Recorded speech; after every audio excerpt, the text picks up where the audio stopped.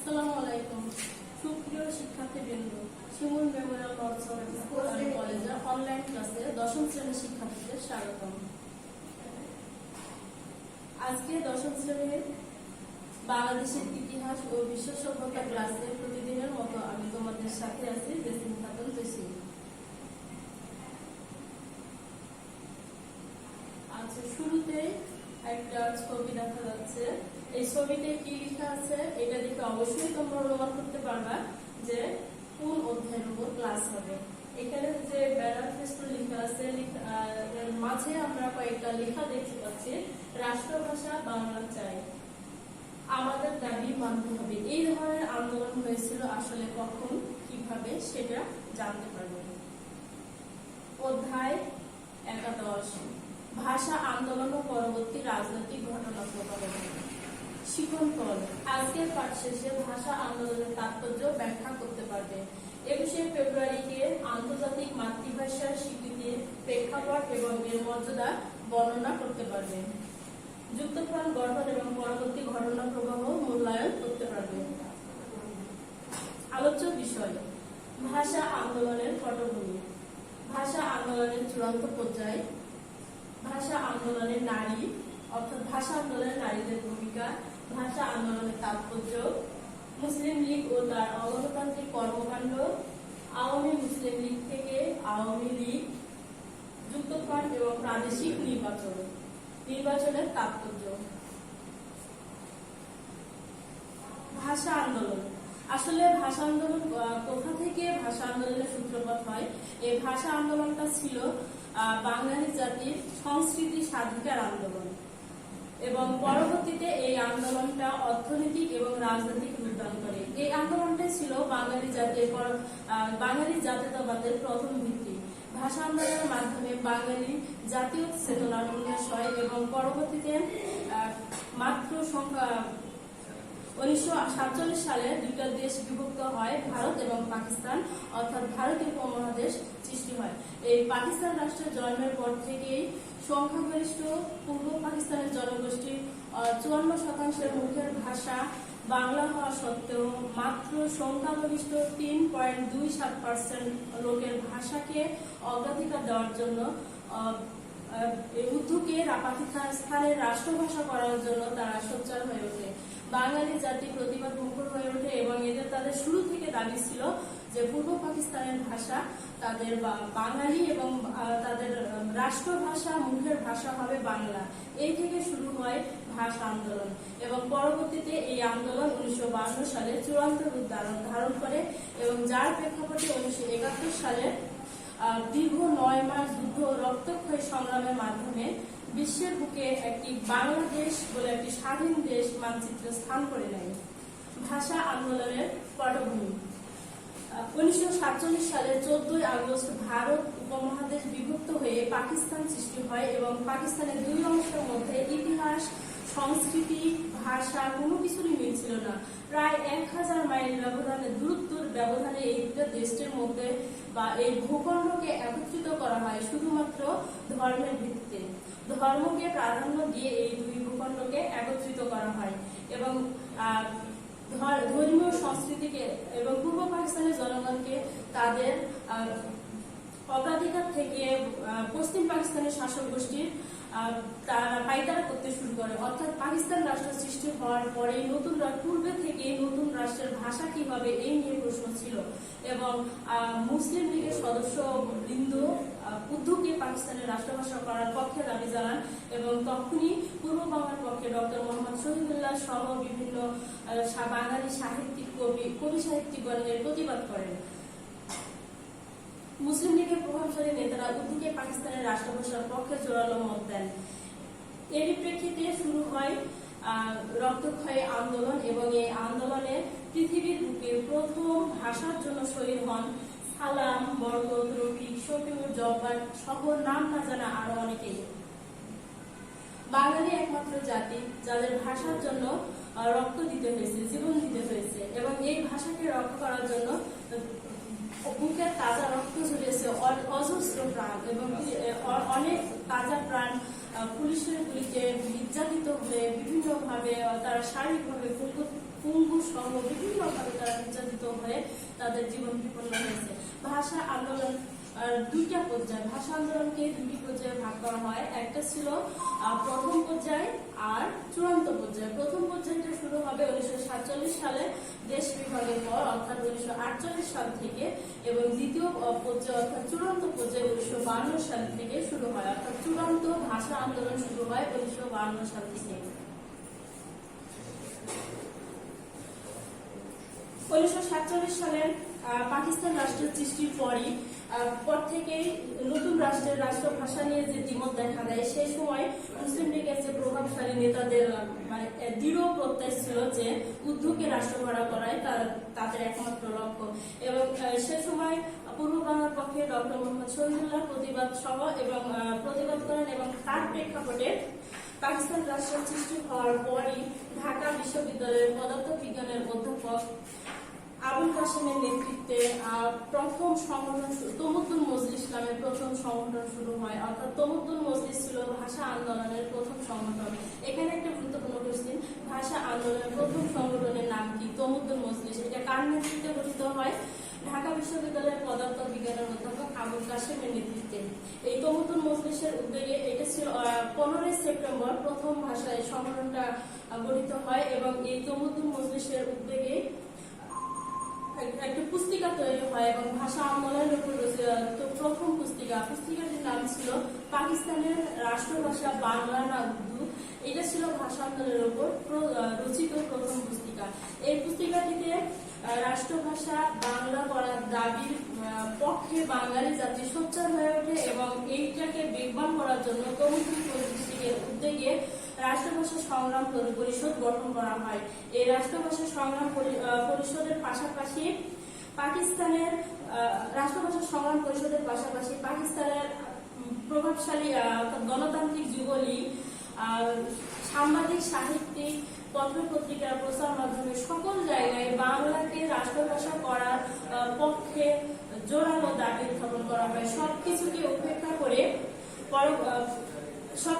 উপেক্ষা করে ডিসেম্বর মাসে করাচিতে শিক্ষা সম্মেলন অনুষ্ঠানে উর্দুকে পাকিস্তানের অন্যতম রাষ্ট্রভাষা করার জন্য সংবিধান সভার কাছে সুপারিশ করা হয়। শুরু হয় ভাষা আন্দোলনের প্রথম পর্যায়ে। এখান থেকে 1948 সালে প্রথম থেকে বাঙালি জাতি ছিল প্রতিবাদমুখর এবং তাদের বাংলা ভাষার দাবির জন্য তারা সোচ্চার হয়ে ওঠে। পরবর্তীতে রাষ্ট্রভাষা সংগ্রাম পরিষদের এক সভায় নিম্ন পর্যায় থেকে উচ্চ পর্যায়ে সকল শ্রেণীর লোকের দাবি ছিল বাংলাকে পাকিস্তানের রাষ্ট্রভাষা এবং সরকারি ভাষা হিসেবে স্বীকৃতি দেওয়া। অর্থাৎ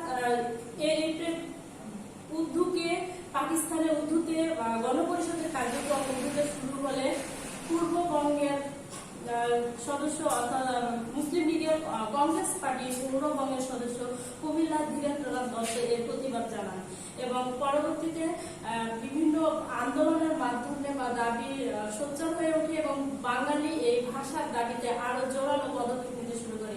রাষ্ট্রভাষা সংগ্রাম পরিষদের মাধ্যমেই 1948 সালে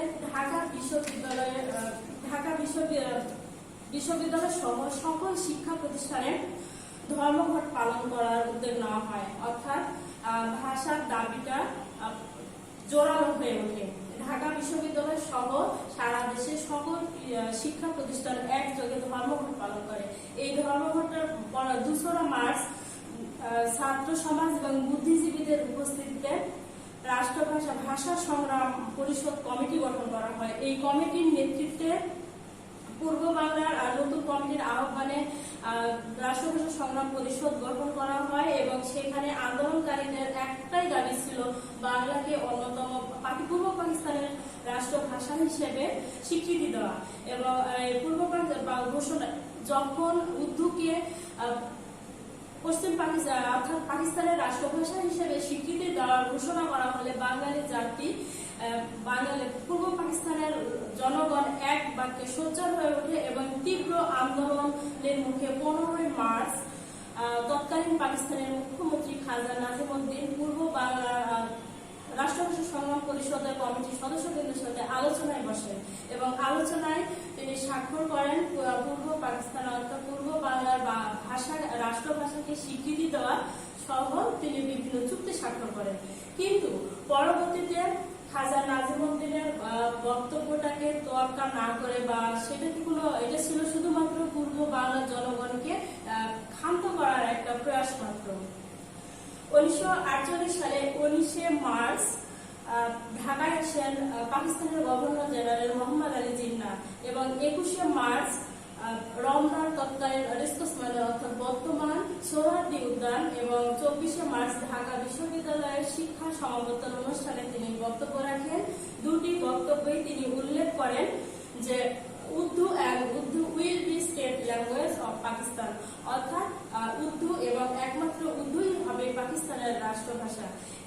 জিন্নাহ এই কথাটাতে উপস্থিত ছাত্র সমাজ না না প্রতিধ্বনি দিয়ে প্রতিবাদ করে এবং সেখান থেকে শুরু হয় ভাষা আন্দোলনের প্রথম পর্যায়ের সূত্রপাত।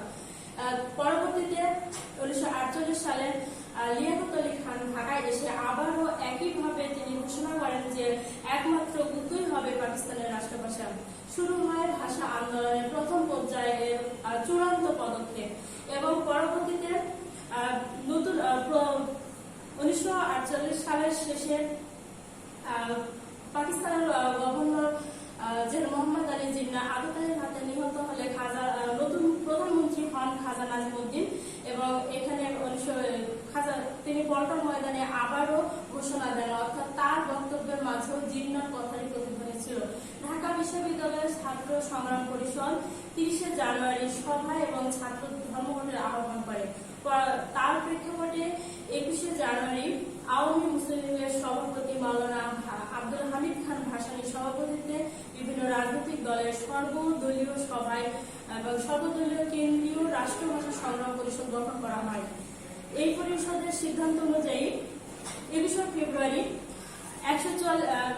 পাকিস্তান সরকার সকল ধর্মঘট এবং 21শে ফেব্রুয়ারিকে ছাত্ররা ধর্মঘট হরতাল পালন করে সারা দেশে এবং এই আন্দোলনটা শুধু ঢাকা শহরই নয় সারা দেশে ছড়িয়ে পড়ে এবং আন্দোলনটা চূড়ান্ত রূপ ধারণ করে এবং 21শে ফেব্রুয়ারি 144 ধারা জারি করা হয়, জারি করে ছাত্রদের সকল ধর্মঘট হরতাল মিছিল সভা নিষিদ্ধ করা হয় এবং এই সব 144 ধারা ভঙ্গ করতে ছাত্রদের জনসমুদ্র পরিণত হয় ঢাকা বিশ্ববিদ্যালয়ের প্রাঙ্গণ এবং সেখানে 22শে ফেব্রুয়ারি এবং তার সিদ্ধান্ত করা, অর্থাৎ ছাত্ররা সিদ্ধান্ত নেয় তারা 144 ধারা ভঙ্গ করবে, তারা 144 ধারা মানতে রাজি নয় এবং এই 144 ধারা ভাঙার পক্ষে বিশিষ্ট মুসলিম লীগের কতিপয় সদস্যবৃন্দ দ্বিমত ছিলেন। অবশেষে তারা একমত পোষণ করেন এবং কিছু কিছু নেতার দৃঢ় প্রতিজ্ঞা ছিল তারা 144 ধারা ভাঙার পক্ষে অটুট ছিলেন। অবশেষে 21শে ফেব্রুয়ারি 144। আচ্ছা সুপ্রিয় শিক্ষার্থীবৃন্দ, তাহলে কি বলছিলাম যে 21শে ফেব্রুয়ারির ছাত্র অর্থাৎ ঢাকা বিশ্ববিদ্যালয়ের ছাত্ররা 144 ধারা ভঙ্গ করার পক্ষে অটুট থাকে এবং এই সিদ্ধান্তে তারা প্রথমে ছোট ছোট দলে বিভক্ত হয় এবং বিভক্ত হয়ে ঢাকা মেডিকেল কলেজ প্রাঙ্গণে তারা সমবেত হতে শুরু করে। তখন গণপরিষদের অধিবেশন চলছিল, যখন ছাত্রদের দলগুলো একে একে মেডিকেল কলেজ প্রাঙ্গণে পৌঁছাতে শুরু করে এবং সে সময় পুলিশ তাদের একটাই স্লোগান ছিল রাষ্ট্রভাষা বাংলা চাই। পুলিশ মিছিলে গুলি চালায় এবং কেদারা গ্যাস নিক্ষেপ করে, ছাত্ররা পুলিশের উপরে ইট পাটকেল নিক্ষেপ করে এবং তখন গণপরিষদের অধিবেশন চলছিল এবং সে সময় গণপরিষদের অধিবেশন চলাকালীন সময় আব্দুল রশিদ তর্কবাগ সহ বিভিন্ন নেতৃবৃন্দ উপস্থিত ছিলেন এবং আন্দোলনের প্রবল বেগ দেখে তৎকালীন তিনি গণপরিষদের অধিবেশন ছেড়ে উঠে আসেন এবং ঘটনাস্থলে তিনি উপস্থিত হন এবং পরিস্থিতিটা পর্যবেক্ষণ করেন। এই বর্বরচিত ছাত্র সমাজের ওপর অর্থাৎ ছাত্রদের উপর যে নির্যাতন এবং বর্বরচিত হত্যাকাণ্ড চালায় তার প্রতিবাদে 22শে ফেব্রুয়ারি গণবিক্ষোভ শুরু হয় এবং জনতার শহীদদের জন্য শোক মিছিল বের করে।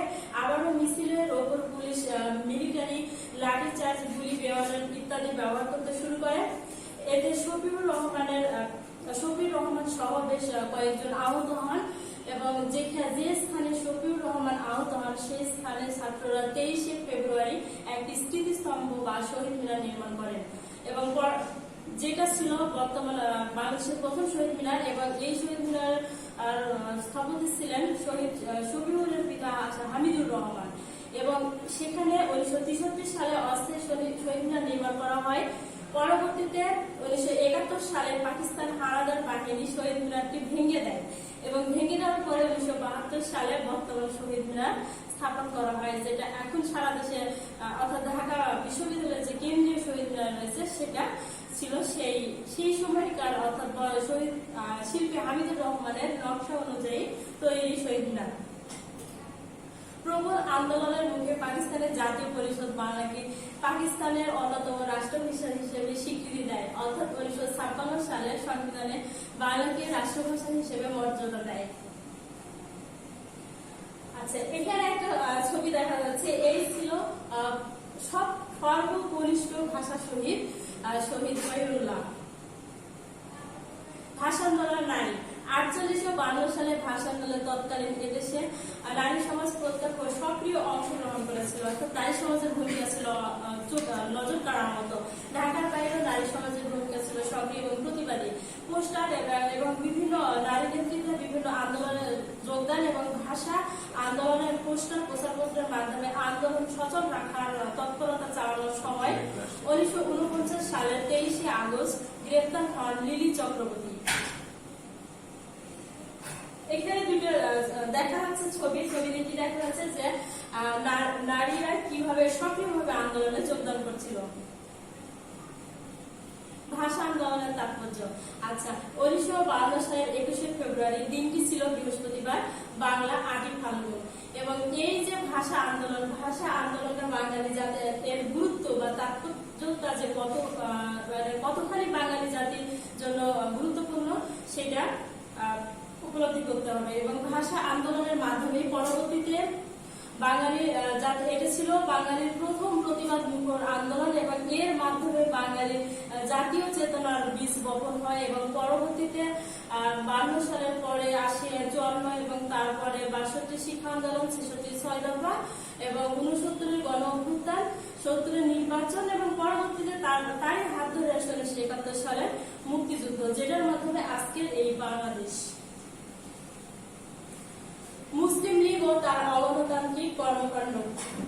আচ্ছা, মুসলিম লীগ এবং মুসলিম লীগের সদস্যবৃন্দর বিভিন্ন অগণতান্ত্রিক কর্মকাণ্ডের জন্য পাকিস্তানের নিখিল ভারত মুসলিম লীগ নতুন নামকরণ করে পাকিস্তান মুসলিম লীগ। নতুন রাষ্ট্র পাকিস্তানের শাসক দল হিসেবে মুসলিম লীগের যাত্রা শুরু হয় এবং সেখান থেকে উর্দুভাষী পাকিস্তানি নেতৃবৃন্দের পকেট দলে পরিণত হয়ে যায় মুসলিম লীগ এবং নেতারা বাঙালির বিরুদ্ধে বৈষম্যমূলক নীতি গ্রহণ করতে শুরু করে, বাঙালির প্রতি চালায় দমন নীতি, অত্যাচার, নিপীড়ন। একে ফজলুল হক এবং হোসেন শহীদ সোহরাওয়ার্দী সহ বিভিন্ন প্রমুখ নেতা অগণতান্ত্রিক এবং অসাংবিধানিক ভাবে দেশ পরিচালনার বিরুদ্ধে তারা প্রতিবাদ করতে থাকে। নতুন রাজনৈতিক দল গঠন। মুসলিম লীগের অগণতান্ত্রিক এবং অসাংবিধানিক কর্মকাণ্ডের ফলে পরবর্তীতে নতুন রাজনৈতিক দল গঠিত হয় এবং এই নতুন রাজনৈতিক দল আওয়ামী মুসলিম লীগ থেকে পরবর্তীতে আওয়ামী মুসলিম লীগ নামে নতুন দল গঠিত হয়। আওয়ামী মুসলিম লীগ থেকে আওয়ামী শব্দটি বাদ দেওয়া হয় 1955 সালে এবং মুসলিম লীগের প্রভাবশালী নেতৃবৃন্দের দমন, নিপীড়ন, বৈষম্যমূলক আচরণের কারণে এবং বর্বরচিত নিয়ম নীতির কারণে আওয়ামী মুসলিম লীগ থেকে মুসলিম শব্দটি বাদ দিয়ে গঠন করা হয় আওয়ামী লীগ। যুক্তফ্রন্ট এবং প্রাদেশিক নির্বাচন। 1954 সালে যুক্তফ্রন্ট গঠন করা হয় এবং এই নির্বাচন ছিল বাংলার রাজনৈতিক ইতিহাসের গুরুত্বপূর্ণ অধ্যায়। এই যুক্তফ্রন্ট পাকিস্তানের নির্বাচনটা হয়েছিল পাকিস্তানি শাসক ও তার দোসরদের শোষণের বিরুদ্ধে এক ব্যালট বিপ্লব এবং এই যুক্তফ্রন্ট নির্বাচনের প্রতীক ছিল নৌকা। এই যুক্তফ্রন্ট নির্বাচনে আওয়ামী লীগ নিরঙ্কুশ সংখ্যাগরিষ্ঠতা লাভ করে এবং এই নির্বাচনটা শুধুমাত্র পূর্ব বাংলার জনগণকে শান্ত করার একটা প্রয়াস ছিল। যুক্তফ্রন্ট নির্বাচনের পর এখানে আওয়ামী লীগ অর্থাৎ পূর্ব পাকিস্তানের জনগণকে মন্ত্রী পরিষদ গঠন করতে দেওয়া হয় নাই এবং তারা কালক্ষেপণ করতে থাকে এবং পরবর্তীতে তারা বিভিন্ন ফায়দা লুটতে থাকে, অর্থাৎ যে যারা তাদেরকে মন্ত্রী পরিষদ গঠন করা থেকে বিরত রাখার জন্য।